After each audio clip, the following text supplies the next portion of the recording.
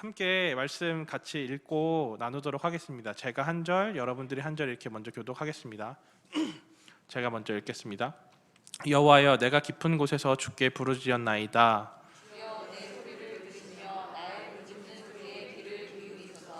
여호와여, 주께서 죄악을 지켜보실진데 주여 누가 서리이까?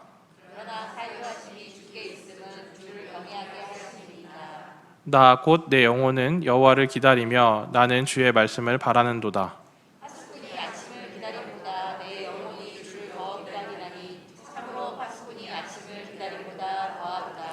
이스라엘아, 여호와를 바랄지어다. 여호와께서는 인자하심과 풍성한 속량이 있음이라. 그가 이스라엘을 모든 죄악에서 속량하시리로다. 아멘. 오늘 130편 할 차례인데요. 이 시편 130편은 참 많은 사람들한테 사랑을 받는 시편으로 알려져 있습니다. 대표적으로는 연구하다 보니까 이제 여러 사람의 예시들이 나오더라고요. 그래서 한 3사람 정도가 나왔는데 대표적으로는 어거스틴이 참 사랑했던 시로 이야기가 되고 있거든요. 어거스틴이 이제 죽음을 앞두고 이 시편의 4절을 심상 근처의 벽에다 써붙여 놓고 날마다 그것을 읽고 묵상하며 위로를 받았다고 해요. 왜냐하면 어거스틴이 이 4절의 말씀을 붙들고 자신의 죄를 자백하는 형태의 참회시로 시편을 고백했습니다. 그리고 루터는 이 시편을 32편, 51편, 143편과 함께 바울 시편으로 여겼습니다. 함께 읽어보셔서 어쩌면 느낌을 받으셨을지도 모르겠지만 오늘 시편에는 굉장히 신약적인 향기가 풍기고 있기 때문이었어요. 바울의 사상과 아주 닮아있는 시편이라고 보입니다. 이신칭의를 오늘의 시편에서도 이야기하고 있기 때문에 루터는 이 시편을 바울 시편이라고 불렀습니다. 마지막으로는 요한 웨슬레가 있는데요. 감리교 창시자잖아요. 이 시편을 주제로 한 찬송을 듣고 회심을 하게 됐다고 해요. 그래서 이 회심 사건으로 인해서 사실은 이제 수많은 사람들에게 복음을 증거할 수 있는 계기가 되었던 웨슬리의 고백도 있었습니다. 이처럼 이제 오늘의 시편 자체가 굉장히 많이 사람들한테 사랑을 받고 많이 이제 고백되어졌던 시편이라고 볼 수 있습니다. 본문을 좀 함께 살펴보겠습니다. 1절, 2절 먼저 함께 보겠습니다. 제가 읽겠습니다. 여호와여, 내가 깊은 곳에서 주께 부르짖었나이다. 주여 내 소리를 들으시며 나의 부르짖는 소리에 귀를 기울이소서. 시의 시작 분위기가 심상치가 않습니다. 좀 계속해서 살펴보았던 것처럼 약간 우울한 분위기가 느껴지지 않습니까? 사용하고 있는 시어들이 특히 그렇습니다. 깊은 곳에서부터 주님께 부르짖었다고 시편이 이야기를 하고 있습니다. 그리고 그 자신의 부르짖음을 들어주시고 그 기도에 귀 기울여 달라고 고백을 하고 있어요. 어떤 느낌이 드십니까? 이 부르짖음이나 어떤 깊은 곳에서의 고백이 저는 굉장히 시인의 간절함이 배어 있다는 생각이 들었고, 그 간절함은 그가 지금 현재 고난을 겪고 있고 위기를 만났기 때문에 이렇게 부르짖은 것이 아닌가 하는 생각이 들었습니다.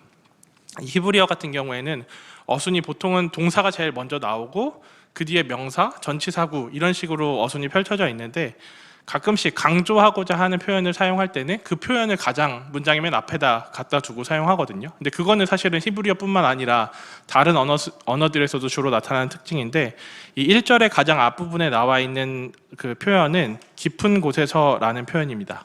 그러니까 시인은 가장 자신의 이제 절박한 상황을 이 깊은 곳에서라는 말로 표현을 하고 있어요. 이 단 한 가지의 심상을 가지고 자신이 겪고 있는 모든 상황들을 함축해서 표현을 하고 있어요. 이 깊은 곳에서라는 표현은 특별히 구약 성경에서는 혼돈의 바다를 가리킬 때 주로 사용을 합니다. 그래서 대표적으로는 요나가 물에 빠지잖아요. 그 요나가 바다에 던져졌을 때 빠졌던 그 바다를 표현할 때 이런 표현을 쓰고, 그리고 예레미야가 깊은 웅덩이에 빠졌다라는 표현을 했을 때 이렇게 이 표현을 같이 사용을 했었습니다. 저는 주로 서울에서 커서 그런지 모르겠는데 그 바다나 물에 대한 경험이 별로 없습니다. 가끔씩 수영장 가는 정도였고 바다는 진짜로 별로 많이 가보지 않아서 깊은 물에 대한 이미지가 저는 사실은 별로 없어요. 근데 여러분들은 혹시 깊은 물에 대한 경험 있으십니까? 저는 제 인생에서 제 키보다 깊은 물에는 딱 한 번 들어가 봤습니다. 딱 한 번 래프팅 할 때 이렇게 그 구명조끼 입잖아요. 구명조끼 입는데도 배에서 뛰어내리라고 하는데 아무 생각 없이 뛰어내렸어요. 근데 땅이 발에 안 닿더라고요. 그래서 그때 잠깐 당황했던 기억이 있는데 그거 한 번 이외에는 깊은 물에 대한 경험이 없거든요. 근데 저한테 기쁜 불에 대한 그 어렴풋한 기억 중에 하나는 어린 시절에 학생 시절 아니 청년 시절이었던 것 같아요. 20대 초반에 교회에서 이제 수련회를 갔습니다. 그래서 수련회를 계곡으로 갔는데 계곡물에서 이제 막 친구들이 막 열심히 놀고 있었어요. 근데 한 친구가 성격이 굉장히 저랑 제일 친한 친구 중에 한 명이었는데 저랑 성격이 거의 정반대라서 저는 되게 소심하고 조용하고 내성적인데 한 친구는 굉장히 활발하고 그리고 친화력 있고 사람들이랑 어울려 놀기를 좋아하는 친구였어요. 근데 그 친구 등에 또 다른 자매 친구 한 명이 엎여 있었어요. 물속에서 위에서 장난친다고. 그래서 물에서 엎여 있는데 계곡, 바다도 그렇지만 계곡도 어느 순간 갑자기 밟고 있던 곳이 없어지잖아요. 그래서 그 친구가 그 여자 학생을 등에 업은 채로 갑자기 물을 꼴딱꼴딱 먹기 시작했어요. 들어갔다 나왔다 들어갔다 나왔다. 근데 웃겼던 장면은, 재밌다고 하긴 좀 그렇지만 웃겼던 장면은 그 옆에 그 친구를 보고 있었던 그 아이를 양육하고 있었던 형이 있었습니다. 보고 있었어요. 근데 그 형은 비치볼을 이렇게 안은 채로 있었어요. 이렇게 둥둥 떠 있었어요. 그래서 그 물에 이렇게 꼴깍꼴깍 먹고 있으니까 안 되겠다. 이거를 쟤한테 줘서 쟤를 좀 구해줘야겠다 이렇게 생각하고 비치볼을 이렇게 손을 이렇게 해서 뻗쳐서 그 친구한테 주려고 딱 했는데 이 정도 하고 나니까 자기도 발이 땅에 안 닿는 사실을 알았어요. 그래서 미안하지만 줄 수 없고 다시 가지고 왔답니다. 일단은 내가 살고 봐야 되기 때문에. 그래서 있었는데 다행히 그 장면을 목격하고 있었던 이제 나중에는 교회 전도사님이 되었지만 그때는 그냥 교회 형이었는데 체대를 졸업한 형이 한 명 있었는데 그 형이 보니까 저대로 뒀다가는 위험하겠다 그래서 이제 바위에서 다이빙을 해서 수영을 해서 그 친구를 밀쳐내서 다행히 사고는 나지 않고 그 위기를 모면할 수 있었는데 저는 이 정도가 깊은 물에 대한 최대의 심상이긴 했거든요. 근데 그 시인이 이야기했었던 그 내용들을 보면서 이 깊은 물에 대한 위험이 이런 데 있겠구나라는 생각이 들었어요. 우리가 안심하고 있을 때 갑자기 찾아오는 게 깊은 곳에 대한 위험입니다. 그리고 그 깊은 물에 잠겼을 때는 우리가 경험할 수 있는 거는 우리의 어떤 무기력과 인간의 한계를 경험하게 되어지는 순간인 것 같습니다. 그리고 저는 사실은 겁도 많고 조심성이 높기 때문에 저 같은 사람은 물에 빠질 일이 별로 없습니다. 주로 물에 빠지는 사람들은 물을 좋아하고 물에 대한 겁이 없는 사람들이 주로 빠져요. 그것처럼 어떤 우리가 두려워하지 않고 우리는 아무 문제가 없다라고 생각하는 어떤 영역들에 갑자기 위기가 찾아올 수 있는 것들이 시인이 이야기하고 있는 이 깊은 곳에서에 대한 위험이라는 생각이 들었습니다. 시인이 고백하고 있는 것들이 지금 그렇게 설명드렸던 것처럼 굉장히 포괄적인 의미를 담고 있는 것입니다. 갑자기 찾아오고 우리가 안심하고 있을 때 찾아오고 그리고 때로는 우리가 잘하는 부분에 잘하는 영역에 찾아옵니다. 근데 그 모든 것들이 다 소용이 없다는 것을 말하고 있습니다. 시인이 부르짖을 수밖에 없는 이유가 여기에 있습니다. 자신의 한계와 무력함을 마주했고 자신의 힘으로는 벗어날 수 없는 상태이기 때문에 도움을 요청하고 있는 것입니다. 저는 이제 묵상을 하면서 개인적으로 그런 생각이 들었어요. 제가 혹시 이런 모습을 못 갖고 있는 건 아닐까라는 생각이 들었습니다. 저는 물에 빠졌을 때 도움을 구할 생각을 하지 못하고 그냥 제 힘으로 벗어나기 위해서 아등바등하고 발버둥 치고 있고 그렇게 살고 있진 않은가 이런 생각이 들었거든요. 근데 안타까운 거는 물에 빠진 사람은 계속해서 몸부림을 치면 칠수록 더 깊은 물에 빠져든다고 해요. 그래서 인명구조원들도 사실은 그 사람을 구해내기 위해서는 사람의 힘을 다 빠질 때까지 좀 기다린다고 하더라고요. 왜냐하면 혈기왕성하고 막 에너지가 있을 때 같이 뛰어들었다가는 자칫 잘못하면 같이 물에 빠질 위험이 있기 때문에 힘이 다 빠져서 저항할 수 없는 타이밍이 돼서 구한다고 하더라고요. 근데 시인이 이렇게 고백하고 있는 이유는 자신의 몸부림을 치고 나서 더 큰 고통을 겪었던 경험 때문인지는 모르겠지만 시인의 고백은 곧바로 하나님께 부르짖고 도움을 구하고 있습니다. 가장 무기력해 보이는 지금 자신의 상황에서 유일한 방법인 하나님을 찾고 고백하는 것이 지금 오늘 시편이 알려주고 있는 교훈이라는 생각이 들었습니다. 이어지는 또 3절과 4절을 보겠습니다. 여호와여 주께서 죄악을 지켜보실진대 주여 누가 서리이까 그러나 사유하심이 주께 있음은 주를 경외하게 하심이니이다. 3절은 가정법이랑 수사 의문문으로 구성이 되어 있는 문장입니다. 쉽게 풀이해서 읽어보면 만약 주님께서 죄를 살피신다면 누가 감히 주님 앞에 설 수 있겠습니까? 라는 표현이 됩니다. 여기에서 죄를 살핀다라는 의미는 죄에 대해서 판단을 하고 책임을 묻는다는 뜻을 포함하고 있습니다. 그러니까 주님께서 우리 문제의 재판장이 되시고 우리의 죄를 찾아내어서 그에 맞는 책임을 물으신다는 뜻입니다. 근데 문제는 그렇게 된다면 이 세상에 단 한 사람도 주님 앞에 설 수 없다라는 것을 시인은 이야기하고 있습니다. 왜냐하면 우리는 모두 다 죄인이기 때문입니다. 거룩한 하나님과 죄된 인간 사이에 도저히 좁힐 수 없는 간극이 있고 그 간극을 메울 수 있는 것은 하나님의 은혜 말고는 없습니다. 구약 성경에서는 이 간극에 대한 부분을 저는 이제 시청각으로 잘 보여줬었다라는 생각이 들었어요. 구약 성경에서는 대표적으로 하나님과 인간이 만나는 자리가 어디였습니까? 또 언제였습니까? 주로 제사를 드릴 때 그리고 성소에 들어가서 만나는 것이 그 일반적이었습니다. 그래서 그 출애굽기나 이제 다른 모세오경에 보게 되어지면 제사장들의 옷을 제작하는 장면이 나오잖아요. 출애굽기 28장에 보게 되면 제사장이 옷을 제작을 하는데 옷 가장자리를 쭉 돌아가며 금방울을 거기에다 매달았다고 해요. 근데 그 금방울을 매단 이유는 이 제사장이 혹시라도 자신의 죄의 문제를 해결하지 못한 채로 그 성소에 들어가게 되어지면 거기에서 직결 심판을 받게 되고 성소 안에서 죽을 수도 있기 때문에 생사를 확인하기 위해서 그 방울이 달려 있는 거예요. 더 이상 소리가 나지 않거나 하면 이제 죽었을 수도 있으니까 그럴 때는 이게 끌어내야 되니까 그 확인 차원에서 제사장의 옷 가장자리에는 이렇게 금 방울도 달아놨었습니다. 근데 실제로 제사장 가문이었던 아론의 가정에 이런 지금 말씀드렸던 심판의 장면이 실제로 나타나 있잖아요. 레위기 10장에 보게 되어지면 나답과 아비후가 제사 중에 죽게 되는 장면이 나옵니다. 제가 레위기 10장 1절과 2절 한 번 더 읽어드리겠습니다. 아론의 아들 나답과 아비후가 각기 향로를 가져다가 여호와께서 명령하시지 아니한 다른 불을 담아 여호와 앞에 분향하였더니 불이 여호와 앞에서 나와 그들을 삼키매 그들이 여호와 앞에서 죽은지라. 나답과 아비후가 하나님께서 말씀하시지 않은 명령하시지 않은 다른 불을 가지고 와서 제사를 드렸다가 그 불에 삼켜져서 죽게 되었다라고 기록되어 있습니다. 이 장면이 어떻게 보면 시인이 고백했던 단 한 사람도 주님 앞에 설 수 없다라는 것을 아주 잘 표현하고 있는 장면이라고 생각이 되었습니다. 주님께서 재판장이 되시고 나답과 아비후의 죄를 찾아서 책임을 물으신 장면입니다. 근데 그런 생각이 들었어요. 그러면 나답과 아비후가 이렇게 심판을 받는 것들이 어떤 의미에서 보면 사람들이 생각할 때는 조금 너무한 거 아닌가 하는 생각이 들 수도 있잖아요. 실수였을 수도 있고 아니면 준비할 수 있는 게 없어서 어쩔 수 없이 선택한 걸 수도 있는데 하나님께서 단순히 그렇게 명령하신 것들을 어겼다는 그 이유 하나만으로 이들을 죽일 수 있는 게 진짜 하나님이신가라는 생각이 들 수 있는데 지금 함께 읽었던 본문 앞뒤를 자세하게 살펴보면 이게 단순히 실수를 행했다거나 아니면은 어쩔 수 없이 이럴 수밖에 없었다라는 상황이 아니라는 것을 분명히 알 수 있습니다.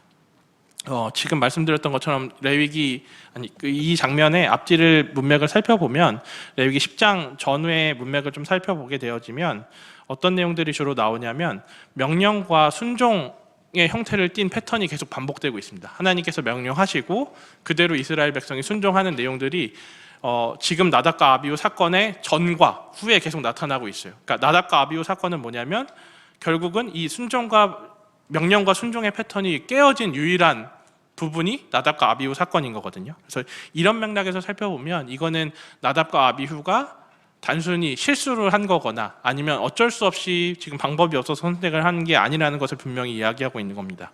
나답과 아비후의 행동은 분명한 불순종의 행위였다는 것을 성경이 이야기하고 있는 거예요. 그리고 이 불순종의 행위로 인한 심판이었고 그것은 그들의 태도의 문제였습니다. 우리의 죄됨은 어떠한 행동 자체에 있다기보다는 그 행동을 유발하는 마음가짐이나 태도에 있을 때가 훨씬 많습니다. 사람들에게 겉으로 보여주는 겉모습은 별 차이가 없을지 모르지만 하나님 앞에서는 그 중심에는 분명한 차이가 있음을 발견할 수 있습니다. 시인이 이것을 알기에 하나님 앞에 감히 설 수 있는 자가 아무도 없다라고 말을 하고 있는 것입니다. 그 누구도 완전히 자유할 수 없음을 고발하고 있는 격입니다. 그런데 이제 4절에는 조금 분위기가 반전이 되고 있습니다. 3절은 그 누구도 하나님 앞에 설 수 없는 죄인이라는 것을 이야기하고 있는데 그래서 죄에 대한 심판을 명하신 하나님의 모습을 그리고 있는데 4절에는 이에 대해서 하나님께서 용서의 권한을 갖고 계시다라는 이야기로 갑자기 분위기가 반전됩니다. 앞장의 법정적인 모습으로 이해하면 이제 주님께서는 죄의 기록을 말소하신다는 것을 이야기하고 있는 겁니다. 이 모습은 우리로 하여금 우리 스스로의 문제를, 우리 죄의 문제를 스스로 해결할 수 없는 존재라는 것을 강조하고 있는 것입니다. 우리의 잘못을 만회하기 위해서 회개하고 돌이키고 선한 삶을 살아내므로 심판을 면하는 것이 아니라 주님의 용서로만 가능한 속죄를 이야기하고 있는 것입니다. 그에 대한 결정권이 우리에게 있지 않고 그것은 오직 하나님께서 일방적인 언약을 맺으셨던 것처럼, 그것을 떠올리게 만드는 것처럼 하나님의 일방적인 이끄심에 기댈 수밖에 없다는 것을 말하고 있는 것입니다. 아브라함과 하나님께서 맺으셨던 횃불 언약 다 기억하고 계시죠? 계약 당사자 간에 갈라진 이 시체 사이를 지나간 것이 아니라 하나님께서 홀로 그 길을 지나가셨습니다. 이와 같이 일방적인 언약처럼 그에 대한 성취도 마찬가지로 하나님의 열심이 곧 우리의 죄 문제까지 동일한 사랑으로 일하심이 나타나고 있는 구절이라고 볼 수 있습니다. 그리고 바로 이 4절의 내용이 루터가 이 시편을 바울 시편이라고 칭했던 결정적인 구절이기도 한 것입니다. 이 신칭의가 그대로 나타나고 있습니다. 그리고 이 용서는 결국 주님을 경외하심으로 이어진다라고 이야기하고 있습니다. 이 용서의 목적이 주님을 경외하게 하시는 것이라고 표현을 하고 있어요. 그러니까 하나님께서 우리를 용서해 주시면 이 용서를 경험한 사람은 곧 주님을 경외하게 된다는 것을 의미했습니다. 저는 이 경외라는 말을 들으면 제일 먼저 떠오르는 장면은 저희가 이제 앞으로 주일날 창세기 계속 보고 있으니까 창세기에 곧 나타날 텐데 창세기 22장 장면이 제일 먼저 떠오르거든요. 창세기 22장 여기는 한번 찾아서 같이 한번 읽어보겠습니다. 창세기 22장으로 한번 가보겠습니다.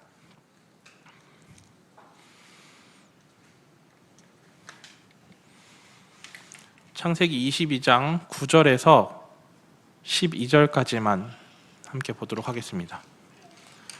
창세기 22장 9절에서 12절까지입니다. 네, 다 같이 합독하도록 하겠습니다. 하나님이 그에게 일러주신 곳에 이른지라 이에 아브라함이 그곳에 제단을 쌓고 나무를 버려놓고 그의 아들 이삭을 결박하여 제단 나무 위에 놓고 손을 내밀어 칼을 잡고 그 아들을 잡으려 하니 여호와의 사자가 하늘에서부터 그를 불러 이르시되 아브라함아 아브라함아 하시는지라 아브라함이 이르되 내가 여기 있나이다 하매 사자가 이르시되 그에게 손을 대지 말라 그에게 아무 일도 하지 말라 내가 내 아들 내 독자까지도 내게 아끼지 아니하였으니 내가 이제야 내가 하나님을 경외하는 줄을 아노라. 아멘. 저는 이 장면을 볼 때마다 느껴지는 거는 하나님의 다급하심이 되게 많이 느껴집니다. 오죽하면 얼마나 급하셨으면 아브라함아 아브라함아 이렇게 급하게 부르시는 장면이 성경에 그대로 적혀 있습니다. 제가 성경을 아주 많이 읽진 않았지만 제 기억에는 하나님께서 이렇게 한 사람을 급하게 부르시는 아브라함아 아브라함아 이렇게 급하게 부르시는 장면이 다른 성경에서 거의 못 본 것 같아요. 거의 유일하게 지금 아브라함을 부르시는 장면에서 나타나시는 것 같은 기분입니다. 이 다급한 부르심 뒤에는 결국 뒤에 이어지는 내용은 아브라함이 하나님을 경외하는 줄을 하나님께서 아셨다라는 이야기가 나옵니다. 저는 이 아브라함의 이야기가 오늘 본문의 3, 4절을 아주 잘 보여주고 있는 이야기라는 생각이 들었습니다. 제가 성경 사전에 그래서 이 경외라는 단어를 찾아봤거든요. 성경 사전에는 이 경외라는 단어의 정의가 뭐라고 나와 있냐면 주권자이신 하나님의 권위와 거룩함에 대해 피조물인 인간이 공경하는 마음에서 갖게 되는 두려움을 의미한다라고 되어 있습니다. 저는 근데 이 단어의 정의랑 오늘 본문과 방금 읽었던 창세기 장면을 생각해 보면 개인적으로는 잘 매칭이 안 된다는 생각을 참 많이 했어요. 그러니까 경외라는 거를 생각해 보면 두려움이라는 곳에 초점이 굉장히 많이 맞춰져 있는데 과연 지금 오늘 시편에서 이야기하고 있는 내용이나 아브라함의 사건을 통해서 보여주고 있는 내용이 이 두려움의 이미지가 극대화되어 있는가라는 생각이 저는 의문이 좀 많이 들었습니다. 시인의 고백을 보자면 여호와를 경외하게 된 이유가 용서를 받았기 때문이라고 나와 있습니다. 용서의 목적이 곧 하나님을 경외함이었습니다. 그러니까 경외는 용서받음과 떼어놓을 수 없는 관계라는 것을 이야기하고 있습니다. 근데 이 용서받음에 대한 심상이 저는 두려움이랑 잘 연결이 되지 않더라고요. 오히려 이 용서받음의 심상은 두려움보다는 다른 이미지에 저는 더 많이 가까웠어요.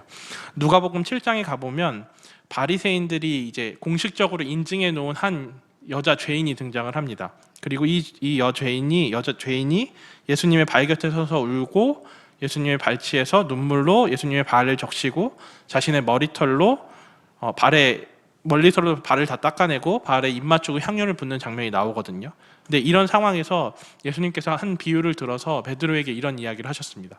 한 사람은 500데나리온의 빚이 있었고 또 한 사람은 50데나리온의 빚을 졌는데 이를 갚을 수 있는 능력이 없어서 이 빚을 돈을 빌려준 채권자가 두 사람에게 모두 다 변제를 해준다고 한다면 이 변제받은 두 사람 중에 누가 더 이 채권자를 사랑하겠느냐라고 물으시거든요. 그러니까 베드로가 더 많이 탕감을 받은 사람이 더 주님을 사랑할 겁니다라는 이야기가 나오고 있습니다. 그리고 나서 예수님께서 47절에 뭐라고 말씀하시냐면 이러므로 내가 내게 말하노니 그의 많은 죄가 사하여졌도다. 이는 그의 사랑함이 많음이라. 사함을 받은 일이 적은 자는 적게 사랑하느니라. 저는 이 용서에 대한 심상은 바로 이 죄사함과 사랑이라는 이미지에 훨씬 가깝다라는 생각이 들었습니다. 두려움보다는. 그러니까 경외는 두려움의 심상보다는 사랑의 심상이 더 강하게 자리 잡고 있어야 합니다. 아브라함의 이야기도 저는 꼭 그렇다라고 생각이 됩니다. 하나님이 그를 다급하게 부르셨던 이유가 아브라함이 하나님을 얼만큼 사랑하는지를 확인하셨기 때문이었습니다. 그러니까 경외란 하나님을 가장 사랑하는 일, 하나님보다 더 사랑하는 것이 없어야 되는 것을 의미합니다. 시인은 이 용서의 위력, 사랑의 힘을 알았고 그래서 4절과 같이 고백을 하고 있는 것입니다. 저는 그리고 또 이런 시편을 볼 때마다 되게 좀 신기하고 많이 놀라게 되는 것 같아요. 왜냐하면 구약시대 이야기이고 시편은 사실은 예수님이 이 땅에 오셔서 십자가를 지기 이전에 있었던 사건이고 기록된 시편인데도 불구하고 예수님께서 이 땅에 오고 나서 죽고 부활하신 이후에 가르쳤던 가르침과 너무 일치하는 내용들이 드러난다는 생각이 들었어요. 그래서 이런 모습을 볼 때마다 저는 굉장히 놀란 것 같습니다. 하나님께서는 이렇게 일하실 수 있는 분이시구나라는 생각을 하게 됩니다. 그리고 이런 모습을 볼 때마다 확실히 믿음은 인간의 노력이 아니라 하나님의 절저한 은혜에 기댈 수밖에 없는 것이라는 생각이 들었습니다. 함께 5절과 6절 말씀을 추가적으로 보겠습니다. 함께 읽겠습니다. 나 곧 내 영혼은 여호와를 기다리며 나는 주의 말씀을 바라는도다. 파수꾼이 아침을 기다림보다 내 영혼이 주를 더 기다리라니 참으로 파수꾼이 아침을 기다림보다 더하도다. 시인은 이번에는 이제 기다림의 이야기를 하고 있습니다. 하나님의 용서를 경험한 사람의 반응을 이야기하고 있는 것입니다. 하나님을 경외함이 곧 기다림으로 이어집니다. 여러분은 기다림이라는 말을 들으면 혹시 어떤 느낌이 드십니까? 기다림이라는 말을 들으면 적극적이기보다는 뭔가 소극적인 것 같고 그리고 능동적인 것보다는 좀 수동적인 것처럼 보이지 않으십니까? 그런데 이제 문맥을 살펴보게 되면 시인의 고백 속에 있는 이 기다림은 지금 설명드렸던 것처럼 소극적이거나 수동적인 내용이 아닙니다. 그리고 앞선 예를 들었던 아브라함의 이야기 안에서도 그렇지 않다는 것을 분명히 보일 수 있습니다. 아브라함이 보였던 기다림은 하나님께서 말리실 때까지 순종하는 아주 적극적이고 능동적인 행동이었습니다. 하나님이 다급해져서 말리시는 그때까지 기다림으로의 행동을 보인 것입니다. 가만히 서서 하늘에서 떡이나 사과가 떨어지길 기다린 것이 아니었습니다. 시인이 말하고 있는 이 기다림은 하나님이 일하시기를 기다리는 것입니다. 이 하나님의 일하심을 기대하고 기다리는 모습이 6절에 기록되어 있는 파수꾼의 모습으로 드러나 있습니다. 파수꾼은 그냥 단순히 아침을 맞이하기 위해 밤에 잠을 자거나 휴식을 취하거나 하지 않습니다. 밤새 무슨 일이 일어나지 않도록 주위를 계속해서 경계하고 살핍니다. 근데 이런 파수꾼의 경계를 보고 그 누구도 아무것도 하지 않고 있는 사람으로 여기지 않습니다. 그리고 파수꾼의 이러한 행동들, 아침을 기다리는 파수꾼의 행동들을 보고 그가 소극적이거나 아주 너무 수동적이라고 이야기하는 사람도 없습니다. 그에게 주어진 것은 아주 능동적이고 적극적인 임무였습니다. 그런 의미로 아침을 기다리고 있는 것이었습니다. 그리고 이렇게 적극적인 기다림을 해야 할 이유를 본문이 또한 이야기하고 있습니다. 이 기다림의 능력을 믿기 때문에 파수꾼은 아침을 기다리고 있는 것입니다. 이 기다림의 능력이란 내가 직접적으로 무언가를 해내는 것보다 더 나은 결과가 찾아올 것을 믿는 것입니다. 하나님이 우리 삶에 찾아오셔서 그리고 우리 삶에 개입하셔서 하나님께서 행하시는 그 일이 우리의 능력과 우리의 어떤 열심으로 해내는 것보다 훨씬 더 나은 일일 수밖에 없다는 것을 고백하고 있는 것입니다. 이런 의미에서는 하나님의 일하심을 기다리는 것 자체가 굉장히 큰 능력입니다. 아무것도 하지 않음으로의 기다림이 아니라 적극적으로 주를 기다리고 주의 말씀을 바라는 것이어야 합니다. 주를 바람은 곧 아무것도 하지 않는 것이 아니라 주어진 삶을 성실히 살아내는 것을 의미했습니다. 파수꾼이 밤새 경계 임무를 맡고 아침까지 잠을 자지 않고 그 자리를 지켰던 것처럼 말입니다. 시인은 이 파수꾼의 비유를 통해서 전달하고 있는 메시지가 한 가지가 더 있습니다. 파수꾼은 아침이 오기를 기다린다고 되어 있는데 이 아침을 기다린다는 의미는 반드시 이루어질 사실이라는 것을 전제하고 있는 것입니다. 아침이 올지 안 올지 모르지만 막연히 기다리고 있는 것이 아니라 분명히 찾아올 아침이기에 기다리는 것입니다. 아침이 오는 것을 의심하는 파수꾼은 아무도 없습니다. 아침은 반드시 올 것을 그들은 알고 있습니다. 그 확신을 가지고 기다리는 것입니다. 그 심정을 그대로 이어받아서 시인은 오히려 그것보다 더 주님을 바란다고 고백을 하고 있습니다. 시인은 하나님이 용서하시는 분이시고 기가 막히게 깊은 어둠 속에서 자신을 구해내어 반드시 아침을 맞이하게 하실 분임을 확신하면서 고백하고 있는 것입니다. 죄송합니다. 파수꾼이 아침이 올 것을 확신하고 있는 것들보다 시인은 그것보다 더욱더 굳게 믿고 있다는 것을 고백하고 있는 것입니다. 우리가 드리고 있는 기도의 모습이 이런 모습인지 좀 되돌아보게 됩니다. 하나님께서 들어주시면 좋고 안 들어주시면 말고 하는 그런 식의 태도가 아니라 분명한 확신을 기반으로 한 부르짖음이 우리에게 있어야 하겠습니다. 하나님이 응답하시고 일하신다는 것에 대한 확신을 가지고 기도하는 일만큼 중요한 일은 없습니다. 마지막으로 7절과 8절을 함께 보겠습니다. 제가 읽겠습니다. 이스라엘아 여호와를 바랄지어다 여호와께서는 인자하심과 풍성한 속량이 있음이라. 그가 이스라엘을 그의 모든 죄악에서 속량하시리로다. 이제 시인은 자기 자신에게서 이스라엘 공동체로 그의 고백을 확장시켜 가고 있습니다. 내용을 보면 3절 이하에 나왔던 이야기들을 다시 한번 정리하고 있습니다. 감사합니다. 곧 자신이 만나주신 하나님을 이제는 공동체에 소개하고 있는 것입니다. 이렇게 시인이 공동체에 고백하는 것으로 오늘의 시편은 끝이 나고 있습니다. 저는 자연스러운 연결이라는 생각도 들었습니다. 자신이 경험한 하나님, 그리고 자신이 알고 있는 하나님에 대해서, 그리고 자신이 받은 은혜에 대해서 공동체에 나누는 일은 매우 자연스러운 일입니다. 그리고 아주 중요한 일이라고 생각이 되어집니다. 저는 이 나눔이 하나님의 크심을 경험할 수 있는 자리라고 생각이 됩니다. 나눔을 통해서 자신이 경험한 하나님과 다른 사람이 경험한 하나님에 대해서 듣고 그 시간들을 통해서 내가 알지 못했던 하나님을 알게 되고 내가 만나보지 못했던 하나님을 만나게 되는 시간이기 때문입니다. 그리고 또한 하나님의 살아계심을 경험하는 시간이라고 생각합니다. 다른 누군가가 경험한 하나님과 내가 경험한 하나님이 완전히 일치하는 것을 볼 때 하나님이 지금도 여전히 살아계시고 우리와 동행하시기 때문에 이 사실이 가능하다는 것을 알게 됩니다. 하지만 분명히 이 공동체적 고백에는 또한 주의해야 될 사항도 있습니다. 자칫 잘못하면 이 고백들이 내가 더 나은 사람으로 인식을 해서 내가 누군가보다 더 우위에 있기 때문에 내가 다른 사람들을 가르치려는 행동이 될 수도 있습니다. 그리고 또 자신의 잘남이나 자기 증명을 위한 나눔의 자리가 되는 경우들도 종종 있습니다.